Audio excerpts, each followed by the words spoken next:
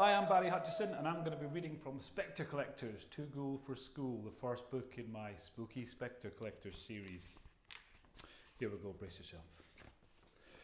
Denzel Edgar was halfway through some particularly unpleasant maths homework when he saw the ghost. He'd barely taken out his workbook when he first felt the icy tingle down his spine. He was sharpening his pencil when all the fine hairs on the back of his neck stood on end. Denzel looked around to find where the draft was coming from, but every window and door was shut tight. He was wrestling with a head-wrecking bit of algebra when his eraser jumped out of his pencil case and flopped onto the dining room table.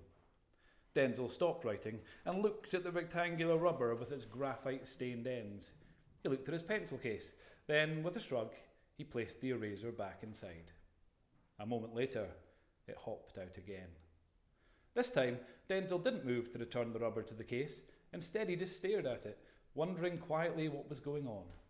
As he stared, his breath formed wispy white clouds in front of his face. It reminded him of being outside in December, only he was inside, and it was June. Denzel's whole body began to shiver. He felt cold from the inside out, but he felt something even more troubling too. He felt like he was not alone. "Who's there?" he whispered. The words sounded smothered by the suffocating silence of the house. He heard nothing, saw nothing, but felt something. A tickle of movement across his face and through his hair, as if the air itself were taking form around him, becoming something different, something more. Down on the tabletop, Denzel's eraser stood on end. It walked towards him, rocking from side to side, the way his dads would walk the wardrobe from one end of his bedroom to the other whenever they took it upon themselves to reorganize the place. Unlike the wardrobe, though, the rubber was walking all on its own. Instinctively, Denzel slapped his hand down on the waddling eraser. He felt it squirm in his grip as he forced it back into the pencil case and zipped it inside.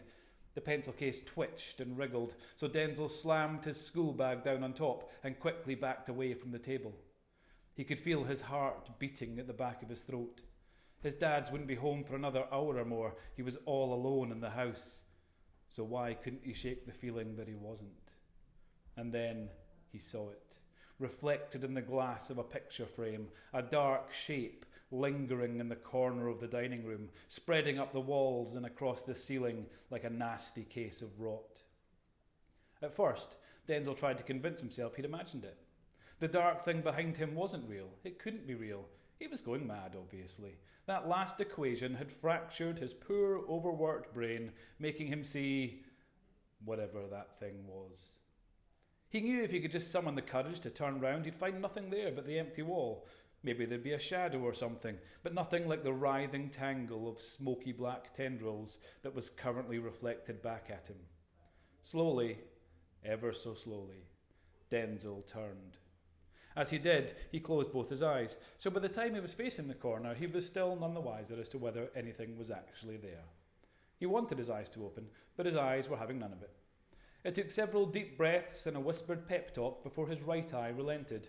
His left one, however, remained fully committed to staying shut. To Denzel's dismay, when he opened his eye, he saw that the corner wasn't empty.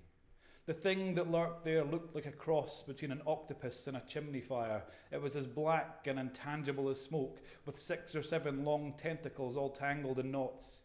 The shape seemed to pulse in time with Denzel's crashing heartbeat, getting faster and faster as Denzel's panic bubbled up inside him. One of the thing's tentacles reached out for him, and Denzel stumbled back. He raced for the door leading into the hall and pulled it open. The tentacle whipped past him, slamming the door again and holding it shut. Denzel ducked and scanned the room, searching for something to defend himself with. The best he could find was a little plastic model of the Blackpool Tower that a neighbour had brought them back from holiday. It wasn't the ideal weapon with which to battle a malevolent supernatural entity, Denzel suspected, but it was the only one he had. And I shall leave it there.